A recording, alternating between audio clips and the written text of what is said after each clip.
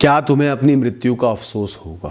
मृत्यु मेरे दोस्त तुम्हारे सामने हर क्षण में मौजूद है। वो ट्रांसेंडेंट है, हर जगह मौजूद है, तुम्हारे भीतर भी मौजूद है, इस समय में बाहर भी मौजूद है। मृत्यु कुछ अनोखा नहीं है, कुछ अलग नहीं है।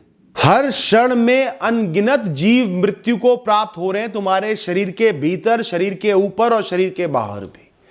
तुम्हें दिख रहे हो या ना दिख रहे हो। कुछ मृत शरीर जैसे कीड़े मकोड़ों के, चूहों के, छिपकलियों के तो हमें नजर आ जाते हैं सड़क पर या घर में, पर बहुत से ऐसे जीव जंतु हैं जिनके शरीर हैं, इतने बड़े हैं देखने योग्य, पर नजर भी नहीं आते, वो मरे पड़े होते, या हमारा ध्यान उन पर नहीं जाता।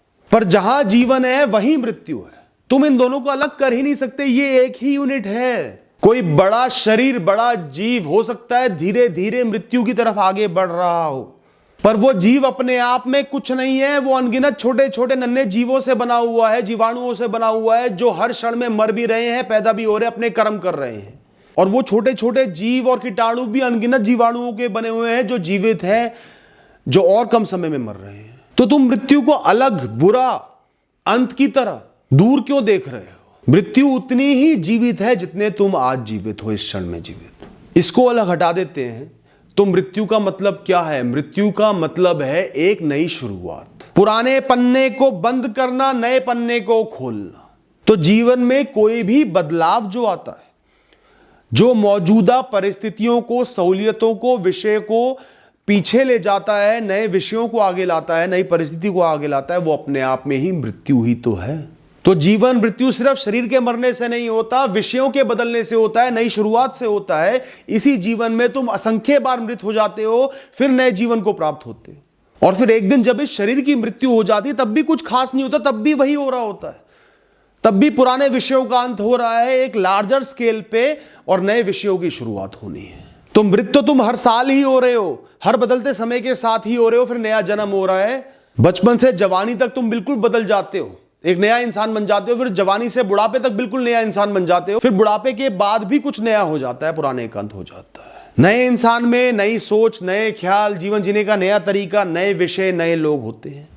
स्कूल का आखिरी दिन जब अपने स्कूल के मित्रों से बिछड़े थे, वो भी मृत्यु थी दोस्तों।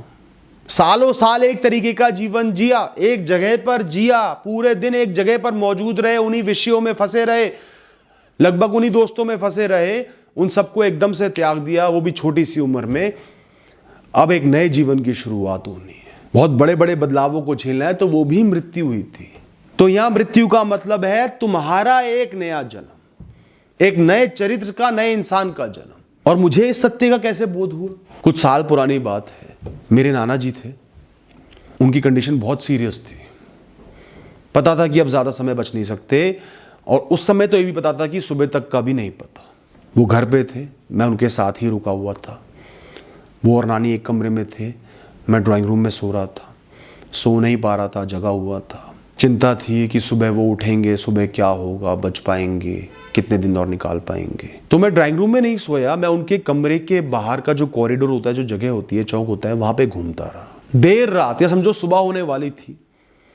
उस समय कुछ समय के लिए मुझे बहुत नकारात्मकता का बोध हुआ, कोई नेगेटिव एनर्जी जैसे वहां हो, बड़ी शांत सी पर नकारात्मक, ताकतवर। कुछ समय तक वैसा हुआ। फिर थोड़ी देर के बाद जब कमरे में गया तो पता चला कि नाना जी जीवित नहीं रहे। तो उस नकारात्मकता के एहसास ने मुझे यह एहसास दिया, यह सोच दी कि कोई तो है जो आता है और एक इंसान को ले जाता है अपने साथ। मृत्यु कुछ अलग है। और फिर उसी दिन, पूरे दिन में मैंने कई मृत शरीरों को देखा। सड़क पे एक चूहे की लाश देखी, मक्खियों को मरा हुआ देखा, और वो सब देखकर मेरे दिमाग में एक बात आई कि जीवित तो ये भी थे, जीवन तो इनका भी था, शरीर तो इनका भी था, प्राणी तो ये भी थे। तो अगर मृत्यु एक नकारात्मक ऊर्जा का प्रवाह है, या कोई आता है लेने के लिए जिसके आने से नकारात्मकता हो जाती है, या कुछ बहुत बुरा है, तो वो नकारात्मकता तो हर स्थान पर, हर जगह, इस दुनिया की इंच इंच जगह पर निरंतर मौजूद होना चाहिए। हर जगह कोई ना कोई कीटाणु, कोई ना कोई जीव जंतु मरा पड़ा है। जीवन मृत्यु का फेर तो हर जगह चल रहा है। जरूरी थोड़ी है कि सिर्फ जिसको मैं देख पा रहा हूं वही जीवन और मृत्यु के फेर में बंधा हुआ है। अनगिनत जीव कीटाणु हैं, माइक्रोस्कोप में देख लो, सब जी रहे हैं, मर रहे हैं। तो अगर सबको कोई ना कोई ले जा रहा है, इतनी मेहनत चल रही है, तो निरंतर चल रही है, हर जगह चल रही है, वो हर जगह मौजूद है। तो वो जो नकारात्मक ऊर्जा मैंने महसूस की थी जब नाना जी जाने वाले थे, उनके जाने का समय था, वो मेरा भ्रम था और कुछ नहीं था। अब कुछ लोग कहेंगे कि जीवाणु क्या है, वो कोई जीव थोड़ी है, कोई मनुष्य थोड़ी है, कीटाणु क्या है, कोई मनुष्य थोड़ी है, कोई बहुत बड़ा जीव थोड़ी है, उसको हम जीव क्यों माने। भाई जन्म उसका भी हुआ है, कर्म वो अपने पूरे कर रहा है, तुमसे बेहतर कर रहा है, बूढ़ा भी हो रहा है, मृत्यु को भी प्राप्त हो रहा है, तो उसे जीव क्यों ना बोले। तू ये अनोखा जीव है क्या। जो लोग मृत्यु से डरते हैं वो कभी जी नहीं पाते, बस मृत्यु से डरते रहते हैं। पर दोस्तों, मृत्यु होने का एहसास तो एक वेकअप कॉल है, तुम्हें उठाने का प्रयास है, जगाने का प्रयास है कि तू आज जीवित है। मृत्यु तो तुम्हारी सखी है, तुम्हारा मित्र है, तुम्हें आज ही एहसास दिला रहा है कि जी ले, अभी तो तू जीवित है बेटे। ये तो यही बात होगी कि रात के डर से दिन में काम नहीं कर पा रहे, दिन में जी नहीं पा रहे, दिन में रोशनी में नहीं जा रहे कि रात होगी तो अंधेरा हो जाएगा। तो रात होने का एहसास तो तुम्हें ये बता रहा है अभी दिन है, अभी ऊर्जावान हो, सूरज की रोशनी है, कर्म करो, फिर रात में सो जाना। तुम इस क्षण में जीवित हो, मरे नहीं हो, किसी कारण से जीवित हो। ब्रह्मांड ने तुम्हें जीवित रखा है, अनगिनत प्राणी काम कर रहे हैं तुम्हें जीवित रखने के लिए। और अगर तुम इस समय जीवित नहीं होते, मृत होते, तो भी तुम कहीं ना कहीं किसी चेतन अवस्था में, किसी फॉर्म में, किसी तरीके से जीवित होते, चेतना में होते, किसी और कहानी में जीवित होते। मृत्यु तो कुछ है ही नहीं। तो सबसे पहले ये बताओ कि ये क्षण जिसमें तुम जीवित हो, तुम इसे एक जीने का मौका क्यों नहीं समझ रहे, इसमें क्यों भविष्य के लिए डर रहे हो। ज्यादातर लोग तो अपना जीवन बर्बाद ही इसलिए कर देते हैं ये सोचकर मृत्यु बहुत दूर है, अभी तो जीने का बहुत समय, बहुत साल पड़े हैं, कर लेंगे, खुशियां भोग लेंगे, ये कर लेंगे, काम कर लेंगे। कभी कुछ नहीं कर पाते ये लोग। तो अगर आपको आज कम उम्र में ही मृत्यु का बोध हो रहा है, मृत्यु का एहसास हो रहा है कि जीवन लिमिटेड है, सीमित है, तो ये तो एक बहुत ही सकारात्मक एहसास है। आज ही खुश हो लेना है, जीवन के अलग अलग रंगों को, अनुभवों को महसूस कर लेना है, देख लेना है। कुछ भी परमानेंट नहीं है, बीत रहा है, खत्म हो जाना है, चिंता में नहीं रहना। जो चाहता हूं जीवन में करना आज ही कर लेना है, मृत्यु का क्या पता। दिन पे दिन बिता नहीं रहे हो, बस खत्म हो रहे हैं दिन, हर दिन को वसूल रहे हो, हर दिन के जीवन को वसूल रहे हो। ये मिलना चाहिए मृत्यु के बोध से, और तुम क्या ले रहे हो, डर और घबराहट। एक दिन मर जाऊंगा। भाई एक दिन तो इस दुनिया में हर इंसान मर जाएगा, एक दिन ये दुनिया भी खत्म हो जाएगी। तो क्या तुम अपनी मृत्यु पर रोओगे, विलाप करोगे, अफसोस करोगे? मृत्यु होने के अगले क्षण से ही तुम मुक्त हो जाओगे, हल्के हो जाओगे। जिन विषयों से चिंतित थे वो हवा में उड़ जाएंगे, वो बेकार लगने लगेंगे, किसी काम के नहीं रहेंगे। जिस मोह में, माया में तुम फंसे हुए थे, जकड़े हुए थे पूरे जीवन, वो शून्य हो जाएगा। ना कोई मोह रहेगा, ना कोई नफरत रहेगी। तुम प्रेम से और खुशहाली से भर जाओगे, आत्मा में लीन हो जाओगे। फिर तुम्हें विषयों की जरूरत नहीं है खुश होने के लिए। तुम खुश हो, हर विषय तुम्हारे अंदर मौजूद है, तुम हर विषय में मौजूद हो, तुम इस दुनिया के कण-कण में मौजूद हो, हर कण-कण तुम्हें मौजूद है। अलग होने का भाव खत्म हो जाएगा। तुम्हें तो एहसास होगा कि ये शरीर तो एक भारी ढांचा था, दर्द से भरा हुआ ढांचा था जिसमें तुम फंसे हुए थे। तुम्हें एहसास होगा कि छोटे छोटे विषयों में जिनमें तुम्हारी सोच जकड़ी रहती थी, परेशान रहते थे, वो कुछ थे ही नहीं। सिर्फ कर्मों का एक खेल चल रहा था जिसको तुम्हें खेलना था, पर जो पूरा जीवन तुम्हारे साथ खेल गया। अब कुछ लोग कहेंगे भैया हम कैसे मान लें मृत्यु के बाद यही होता है, आप जो कह रहे हो वो सही है, आपको कैसे पता? कोई बात नहीं, दूसरा पक्ष भी रख लेते हैं। मान लो मृत्यु के बाद कुछ भी नहीं है, खत्म, सब खत्म, तो तुम कुछ महसूस ही क्यों करोगे? दुख, दर्द, पीड़ा, खिंचाव, मोह क्यों महसूस करोगे? जीवन में क्या हुआ, क्या नहीं हुआ, किससे बिछड़ रहे हो, क्या सहूलियतें खो रही हैं, क्यों महसूस करोगे? डन एंड डस्टेड, खत्म तो खत्म। क्या बचा है तुम में? कुछ नहीं। तुम अपनी मृत्यु पर अफसोस करने के लायक ही नहीं रहोगे, वो सोच ही नहीं आएगी, कुछ सोच ही नहीं आएगी, कुछ फर्क ही नहीं पड़ेगा। और अगर अचानक से मृत्यु होते ही तुम्हारा जन्म हो जाता है, धर्म ये भी कहते हैं, तो तुम नए जीवन में व्यस्त हो जाओगे, नए विषयों में व्यस्त हो जाओगे। पुराने ख्याल, पुराने विषय ब्लॉक हो जाएंगे। उनका प्रभाव, उनके कर्मों का प्रभाव हमेशा रहेगा, पर वो ब्लॉक हो जाएंगे। मुझे एक बात बता दो, भूख लग रही है, सामने खाने की थाली सजी हुई है, तुमने कल क्या खाया था वो ध्यान आएगा तुम्हें? या आता है ध्यान? पिछली बार खाने में क्या खाया था, परसों क्या खाया था, आता है ध्यान? नहीं आता। तुम्हें जीवन मिला है, ऊर्जा मिली है, सामने जीवन खड़ा है, विषय खड़े हैं, नया ताजा जीवन है, सारा ध्यान उस पर होगा। मुक्त हो चुके होगे पीछे से। कहां है यहां डर? इन बातों में डर? इतनी लंबी बात मैंने कह दी, इसमें डर कहां है दोस्तों? तुम्हारे माता पिता ने तुम्हारे जन्म पर तुम्हें क्या तोहफा दिया था, क्या उपहार दिया था, जो उनके माता पिता ने उनके जन्म पर दिया था और उनके माता पिता ने उनके जन्म पर दिया था। मृत्यु तक की एक यात्रा, अ जर्नी टू डेथ।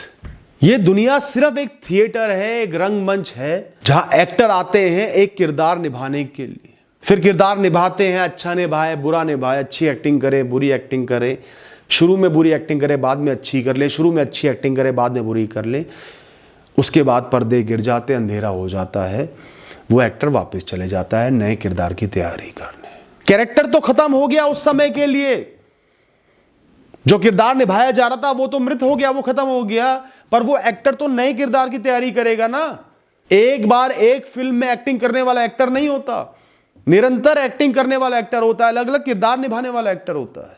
कोई भी अच्छा एक्टर खाली बैठना नहीं चाहेगा। इसी तरीके से कोई भी मन, बुद्धि, जीव खाली नहीं बैठना चाहेगा, मृत नहीं रहना चाहेगा। वो चाहेगा दोबारा रंगमंच पर लौटूं, दोबारा एक नया खेल खेलूं, बढ़िया खेलूं। जो मृत शरीर होता है ना, वो दुख का विषय, आंसुओं का विषय नहीं होता। होता है, एक बार को उस बात को अलग हटा देते हैं, तो वो मृत शरीर दुख का विषय नहीं है। वो तो एक सालों साल की अनोखी कहानी है। वो तो चिन्ह है कि एक बहुत लंबी कहानी थी, एक जबरदस्त कैरेक्टर खेला गया है कि लोगों की आंखों में आंसू हैं। इतना इंटेंस कैरेक्टर निभाया था उस इंसान ने कि सब विलाप कर रहे हैं। ये तो तालियों के योग्य है, सल्यूट मारने के योग्य है, रिस्पेक्ट के योग्य है, सम्मान के योग्य है। अब जरूर शांत है, पर साल और साल का किरदार निभा के गए और बहुत बेहतरीन निभा के गए। ध्यान से सुनना, अगर एक मक्खी आपको कुछ क्षण परेशान करने के बाद मृत्यु को प्राप्त हो जाती है, हो सकता है आपने ही उसको मार दिया हो, वैसे मारना नहीं चाहिए, मैं तो कभी नहीं मारता। वो मृत हो जाती है तो उस मक्खी का मृत शरीर घिन खाने के, घृणा के योग्य नहीं है। उसका किरदार मक्खी का था, उसके कार्य, उसके कर्म मक्खी के थे और वो उसने बहुत अच्छे से निभाया। अगर उसको मकसद मिला था आपको परेशान करने का तो बहुत अच्छे से निभाया। अब वो मृत है, अब वो शांत है, किरदार निभाकर चली गई। तो उसके मृत शरीर का सम्मान होना चाहिए, नफरत नहीं होनी चाहिए। अगर आपके जीवन में एक इंसान टॉक्सिक था, बुरा करता था, बुरा चाहता था, गलत व्यवहार करता था, उनकी मृत्यु हो गई, तो उनके मृत शरीर को देख के ये एहसास करना कि ये इनका किरदार था, इनको मिला था, हो सकता है मेरे पुराने कर्मों के वश हो, जो भी कारण था, वो किरदार इन्होंने अच्छे से निभाया। एक पिक्चर सिर्फ हीरो से नहीं चलती, उसमें विलन भी होने चाहिए।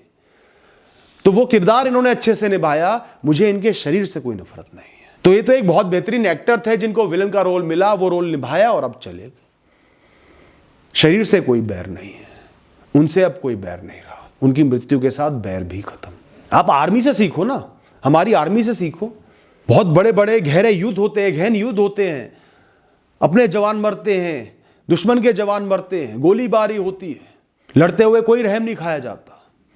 पर जब दुश्मन के जवान मृत हो जाते हैं, शहीद हो जाते हैं, चाहे उन्होंने हमारे जवानों को चोट पहुंचाई हो, शहीद किया हो, तो भी उनके मरे हुए शरीर का सम्मान किया जाता है, सम्मान के साथ वापस लौटाया जाता है या उसकी अंत्येष्टि करी जाती है। ये यही दिखाता है कि चाहे वो दुश्मन की सेना के थे, पर थे वो सैनिक ही। किरदार उन्होंने अपना अच्छा निभाया, योद्धा की तरह लड़े और योद्धा का सम्मान होना चाहिए।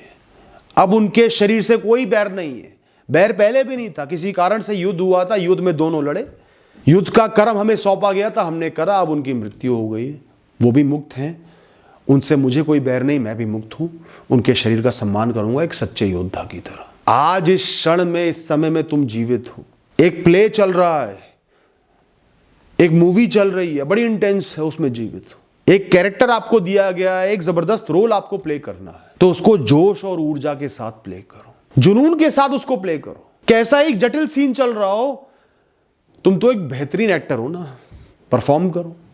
जब पर्दे गिरेंगे तब तुम मुक्त होगे इस एक्ट से, तब तक बहुत बेहतरीन किरदार निभाना है, उसके बाद नए की तैयारी करनी है। Thank you and all the best.